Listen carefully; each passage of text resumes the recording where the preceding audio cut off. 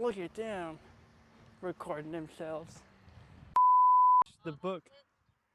On Twitch, not No, Twitch. a podcast. Yeah. Track Talk. 731. Track Talk 731. That's right. Yeah. That's my man. Have a good one.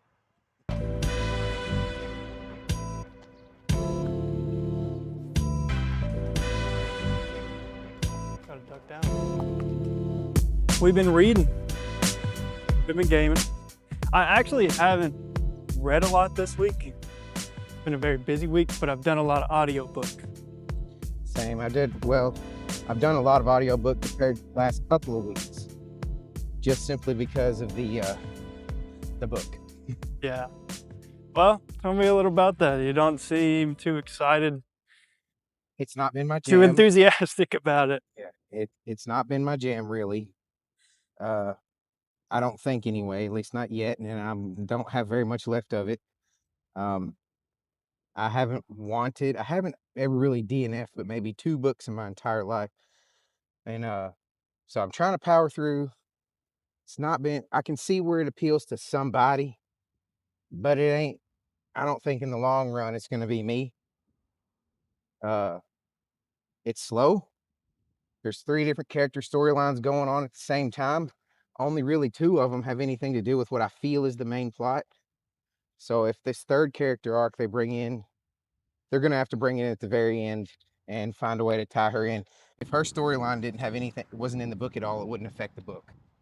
And what this is point. this book? If someone didn't watch the last episode, It's called Sanguine Summer, and it's a horror book. You know, I'd said previously I used to read horror when I was younger, and I haven't in a really long time. So I wanted to take the opportunity to try to read one to see if that's still something that my palate likes. And I'm not giving up on the genre just because of one book. I'll still give another book a go, but right now this book is not catching me very well at all. I'm gonna finish it, but this is gonna be like a they've got romantasy. I wonder if yeah, this would be like a horror fantasy kind of a horror a romance. horror romance, yeah. But it's really not at the same time. I don't know. Yeah. And that's kind of leads into one of our topics today of going from one extreme to the other almost within the book genres or just any media really. Yeah. Because we were talking about this a little earlier and I don't know, a couple days ago. I'm still in the fantasy realm, but I feel like my jump from Dungeon Crawler to Brigands and Bread Knives has also kind of set me up for failure. It's a big pace change. In the sense of like I'm going from a fantasy sci-fi that's super fast-paced, high action, all this crazy stuff's going on, to a more cozy fantasy, light-hearted, lower stakes fantasy. And it's even something like, I mean, I hate to say it, but I've been a little bored. Yeah. Well, it's kind of the same where I'm at. Like the book's not so much about the horror as it is about the drama. And which is fine, but you got to have a balance for those type readers. Because you think of a DCC book, there is a ton of action with the drama. Yeah. So it's really mixed well. You know, this is just, it's going to be some young adults, dramatic, quick read is what it's going to be. And they're probably going to love it. So I guess kind of what we're saying is the book you just finished can affect how much you enjoy the next book you read. Yeah. You have to be careful about your palate cleansers. Yeah, because that's kind of what we both were doing. We wanted to take a step away from one moment. All right. Okay, over it there. Ooh. We both wanted to kind of take a step away from Dungeon Crawler and have like a shorter palate cleanser book before we jumped back into another 800 page tome, you know? Yeah, because DCC 6 is big. It's yeah, they only get bigger, I think. So it's just that's a weird thing. Um, don't get me wrong, I'm enjoying Brigands and Bread Knives. I loved the first two books, Bookshops and Bone Dust and Legends and Lattes.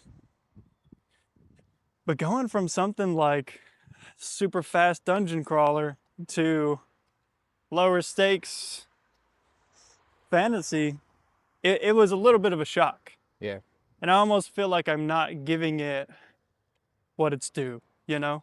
Yeah, and maybe part of my thing is, when you're reading, science fiction, fantasy, and stuff that I've been really heavily into in the last couple of years, to what I'm reading now, which takes place in a rural Tennessee area. One of the main characters works at a dollar store, Morning. and that's just hitting a little bit too close to home. It's too real. It's too real. So maybe that's part of it. Is like, I don't want it to be that real. Yeah. I mean, that's part of why I read fantasy sci-fi. I read books as an escape, which sounds pretty cliche, but I mean, that's why I do it. I do it to take a break from all of this going on and to be somewhere else and to be in that story, to be with those characters. So why would I want to read a book about all of this drama and bad stuff that's happening to something that feels like home? Yeah. And like even the main character, the vampire in this book, has daddy issues. Say no. So it's just kind of like, I don't know. Now, I say that like it's just understood, like everybody feels that way, but I can understand why someone would want to read that. Like I know somebody who doesn't consume any sort of media more than books, so TV shows, movies, whatever it is. They will not watch it, read it, etc. unless it can happen in real life. Oh. No movies, no books, TV show. They didn't watch like cartoons like that when they were a kid. Like if it cannot happen in real life, they won't consume it. Yeah. And I guess that sense of disbelief or like that wanting to escape from here, from this world and go into another one, it just doesn't, it's not attractive to them. Man, my life is dramatic enough. So, I mean, I'm curious what other people think. The palate cleanser, what's some good palate cleanser books that they've read? Or have you experienced the same thing? Yeah. Like maybe a book everyone raves about, like the book that I'm reading it's like a 4.12 or 4.2 stars out of 5. And, that's not on our rating system. But, if you look it up on Amazon or Google, that's what they give. I won't be able to do that. Yeah. So this isn't your final official score because you haven't finished the book. But what is, as of right now, your tentative score for Sanguine Summer? It's probably going to end up being a 3 for now. We'll see how the ending, if the ending bumps it up to a 3.5. Yeah. And that's me being gracious because I do understand that this book will be for somebody. It's probably just that it's not for me. And I'm a firm believer that your score on a book can change even after you've finished it. Yeah. So like, let's say you finished the book. On Twitch, not a podcast. Yeah. Track Talk. 731. Track Talk 731. That's right. Yeah. That's my man. Have a good one. Well, I guess we are on the main road. We are on the main road. That's 2 so far this morning. 2 so far.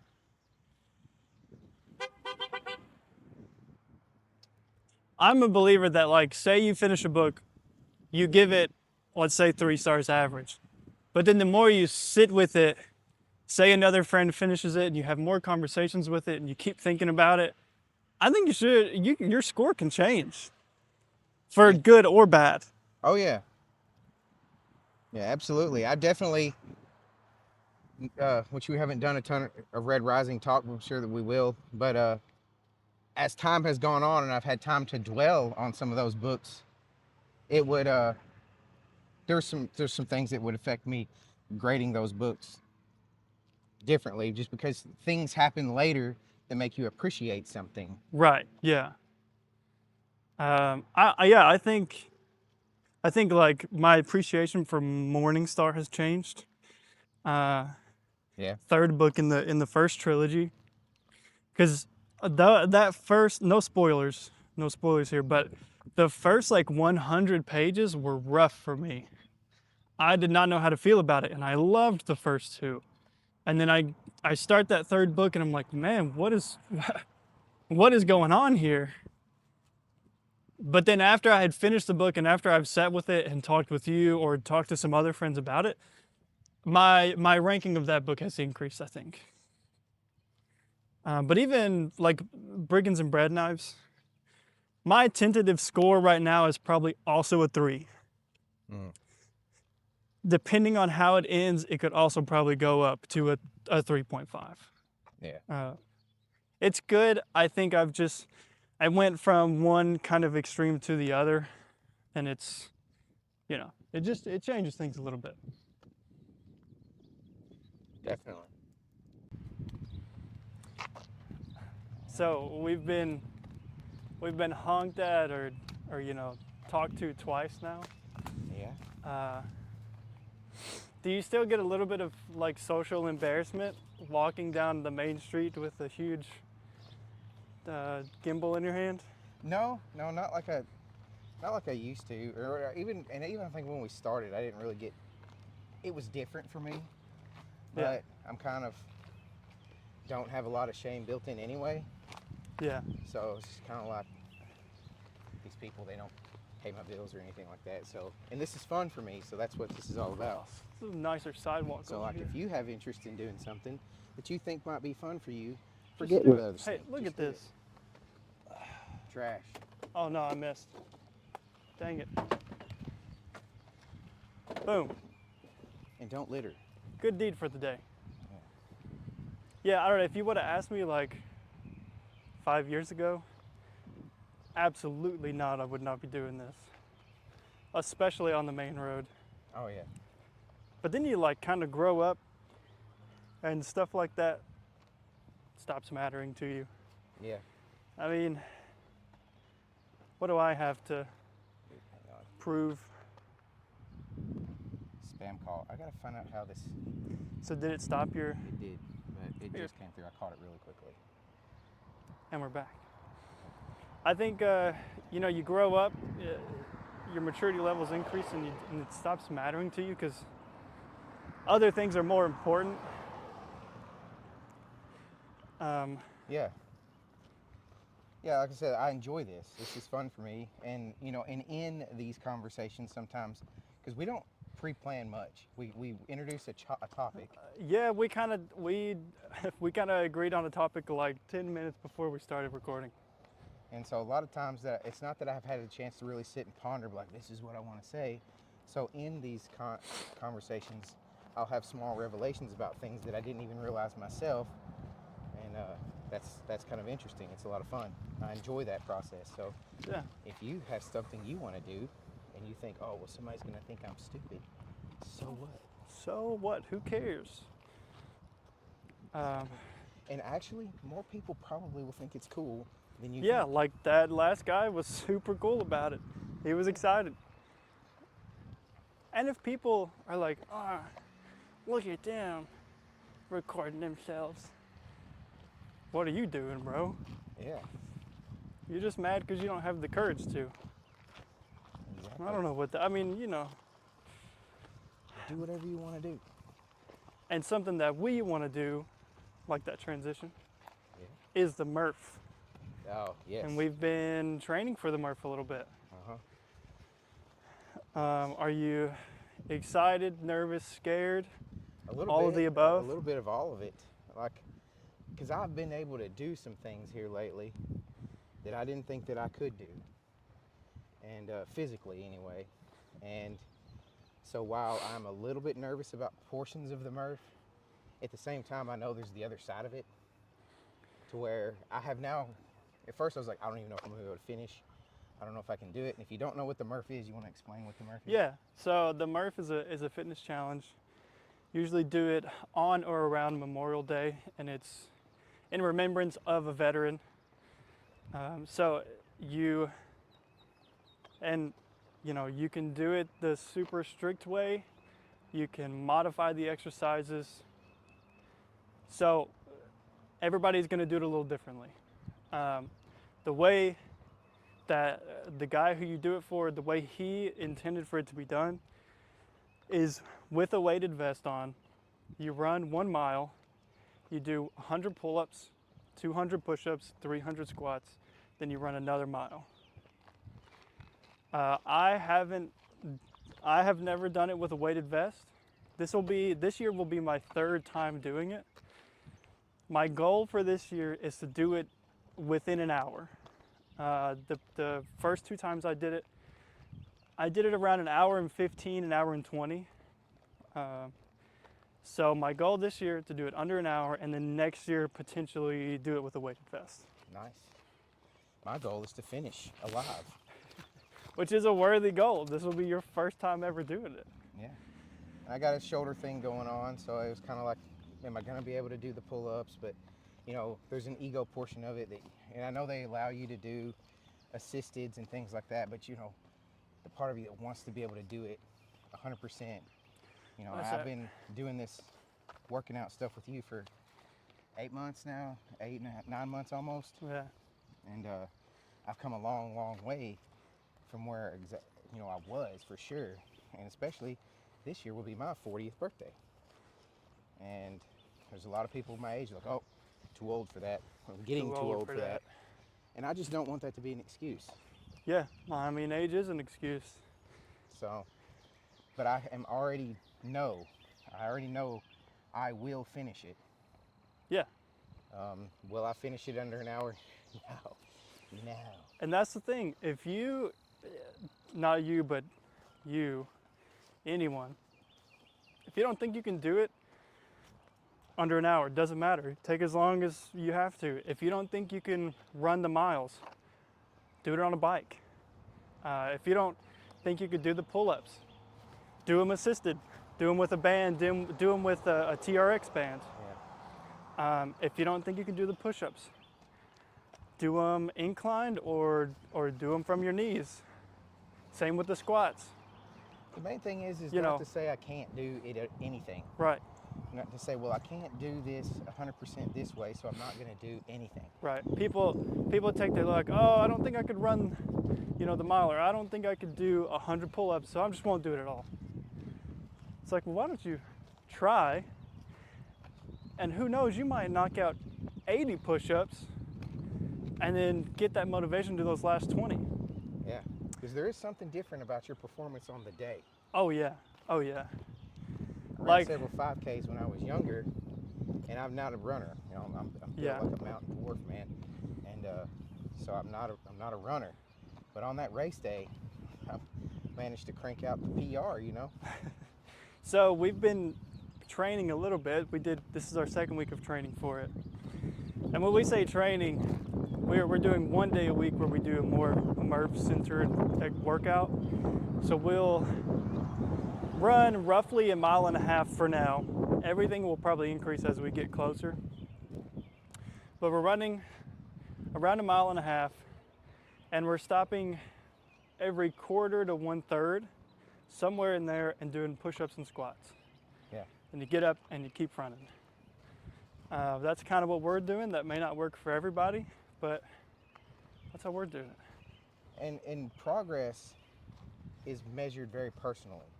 So like the first week we did this, I absolutely thought I was gonna die. I had some sinus stuff going on and everything like that, but we did it anyway.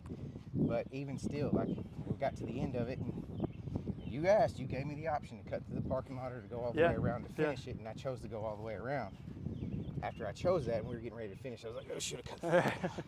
But decisions like that are what matters, right? Yeah. Like, you could have taken the easy way out, made the exercise quicker, but you didn't, and that's what matters. Yeah, but then you get to this week, you know, just 1 week, and the running, it was fine. Actually, a couple of times we actually ran longer segments. Yeah. This week, we got to the time where it was stopping for time to do the push-ups and the squats. I was like, you know, I could keep running. Yeah. Like, it's not going to bother me if we want to keep running. And that was, to me, you know, we finished it out. Even when we finished, I was like, I could go another quarter mile. Yeah. And so that's progress. And while that may seem really small and insignificant to some, for me, that's huge. And that's what's important to you, is to make sure that Yeah. you're finding those progressive moments and relishing in that and celebrating it. I felt really good. And it's really easy to compare yourself to the guy next to you, which it's important that you do not do. Because everybody's body is built different, everybody's had different experiences. Yeah, we'll cross, they'll let us. And if they don't, oh well. So, it's kind of our little Murph rant. Yeah. Do you want to give me a quick reading, watching, playing?